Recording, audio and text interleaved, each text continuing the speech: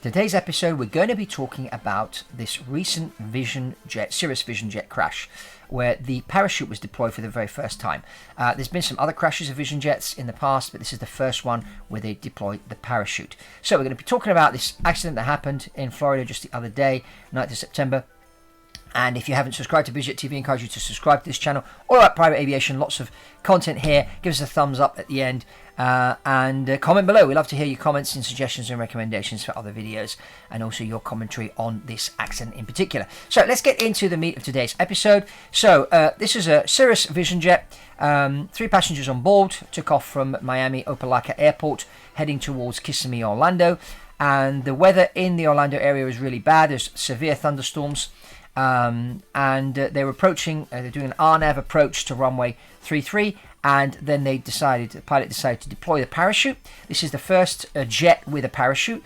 Cirrus developed their what's called CAPS system, which is Cirrus Aircraft Parachute System, for their Cirrus SR-20 single engine propeller aeroplane. And then when they developed the Cirrus Vision Jet, they decided to incorporate this parachute system on there. The Vision Jet also has a special safe return button, which you can press if suddenly the pilot is incapacitated, and the airplane will land on its own. So this has got a lot of redundancy systems built into it, which are safe. Now, the airplane landed in a marsh, and hundreds of gallons of fuel were spilt into the area. So that tells me that they didn't have a fuel problem. They had enough fuel on board. All three people, occupants, survived, which is good, with minor injuries. They got them out, took them to hospital. There was a pilot, his wife, and I think the daughter on board. So everyone survived, and that's the important thing. The airplane, looking at the photographs, seems to be quite intact. So hopefully they'll be able to repair it.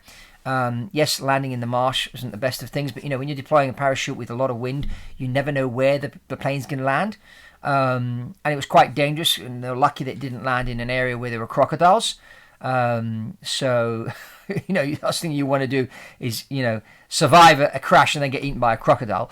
But anyway, now, what's my take on this? Looking at the weather report and that, this is not a situation where you should be flying into an airport with the weather like that.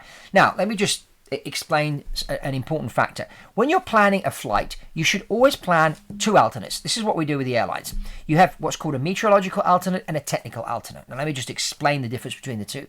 Now, the alternate aerodrome is there in case you're coming into your original destination and something goes wrong, and you need to divert. You have to have enough fuel to be able to do 1 or 2 approaches at your original airport and then divert and land at your alternate airport. Now, the meteorological alternate needs to be far enough, but close enough, so that you get enough fuel to get there, but further enough from the original destination so that the weather there may be different. Okay, so you'll look at the weather and you'll decide in the planning situation what your meteorological alternate is going to be. While your technical alternate will be closer, because the technical alternate is used, for example, if suddenly the runway's shut or they shut the airport for some reason, and then you have to divert somewhere, so you could divert to another airfield which is maybe 5-10 miles away, because the reason why you're diverting it's technical, it's not meteorological. So this is something that the pilot should have done. This is a pilot owner again that crashed. So, if I had been sitting there at Opelika Airport in Miami and I'm looking at the weather and I'm seeing the weather, there's thunderstorms, severe thunderstorms in the Orlando area, I'd say, you know what, let's just wait a couple of hours and then we'll go when the thunderstorms clear, instead of having this push, let's go, even though there's a thunderstorm. So I think that's where the big mistake was made. But then, you're coming in and obviously there's a lot of wind. I think the pilot panicked and just pressed the button and deployed the parachute. They could have diverted somewhere further afield. I don't know what the weather was like in Tampa, or Sarasota, or some other place nearby, or even return back to Miami. They obviously had quite a bit of fuel on board. But again, you need to think of these things before you even leave. You say, well, the weather's a bit iffy.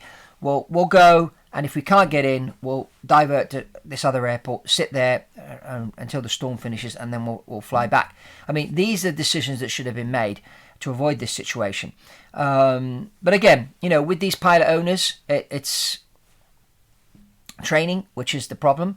And I think, learning about thunderstorms, doing some simulator sessions where you're experiencing thunderstorms. I mean, thunderstorms can kill. I mean, there's 3 accidents that happened in the past: Eastern 66, Pan Am 759, and Delta 191. All 3 were, large airliners that went into thunderstorms, and the thunderstorms killed them. So, we've got that data.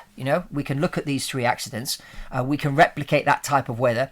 And let you fly your Cirrus jet in the simulator into that kind of weather and see what happens, and see if there's anything that you can do to sort of not crash.